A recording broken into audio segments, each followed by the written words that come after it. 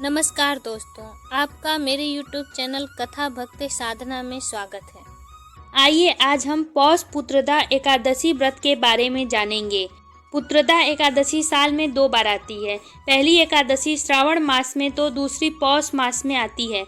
दोनों ही एकादशी का समान महत्व है।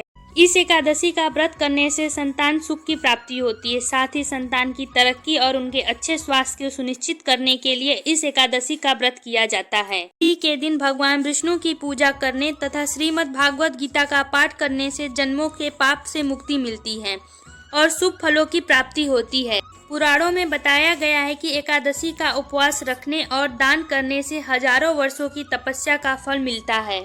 धार्मिक कथाओं के अनुसार प्राचीन समय में भद्रावती नाम की नगरी में सुकेतुमान नामक एक राजा राज्य करता था। राजा की पत्नी का नाम सैब्या था। राजा सुकेतुमान और रानी सैब्या को विवाह के कई वर्ष बीत जाने के बाद भी संतान सुख की प्राप्ति नहीं हुआ। इसी कारण सभी सुख सुविधा होने के बाद भी राजा सुकेतुमान और रानी सैब्या हमेशा चिंता में रहा करते थे। राजा को हमेशा यही चिंता लगी रहती थी कि उसकी मृत्यु होने के बाद उसका और उसके पूर्वजों के पिंडदान कौन करेगा। वह सोचता, पुत्र के बिना किस प्रकार मैं देवताओं और पितरों का ऋण चुकाऊंगा। एक दिन राजा सुकेतुमान इन्हीं चिंता में परेशान होकर घोड़े पे सवार वन की तरफ चल पड़ा और विचार करने लगा कि मैं हमेशा अच्छे कर्म किए फिर भी मुझे संतान सुख क्यों नहीं प्राप्त हुआ। इन्हीं विचारों में मग्न राजा वन में बहुत दूर तक निकल गया। अब भूख और प्यास से व्याकुल राजा पानी की खोज में इधर उधर भटकने लगा। तभी राजा को एक सरोवर दिखाई दिया जिसके चारों तरफ बहुत से ऋषि मुनि थे।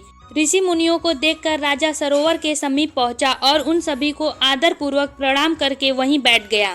राजा ने मुनियों से कहा, महाराज आप सभी कौन हैं?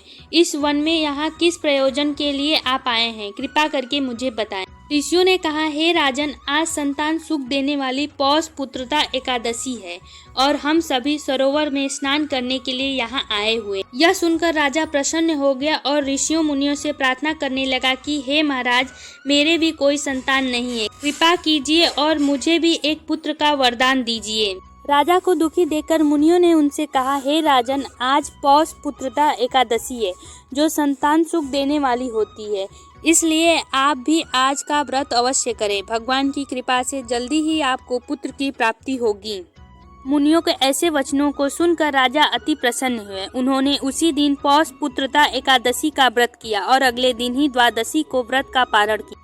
इसके बाद मुनियों को प्रणाम कर राजा अपने महल में वापस आ गया। कुछ समय बाद भगवान की कृपा से रानी ने एक सुंदर पुत्र को जन्म दिया। राजा सुकेतुमान और रानी सैब्या का ये पुत्र आगे चलकर अत्यंत शूरवीर और यशस्वी और प्रजापालक बना। मान्यता है कि जो इस कथा को पढ़ता है या सुनता है उन सभी की मनोकामनाएं पूर्ण होती। पौष पुत्रदा एकादशी का व्रत करने से श्री हरि विष्णु भगवान के अलावा माँ लक्ष्मी का भी कृपा बना रहता है।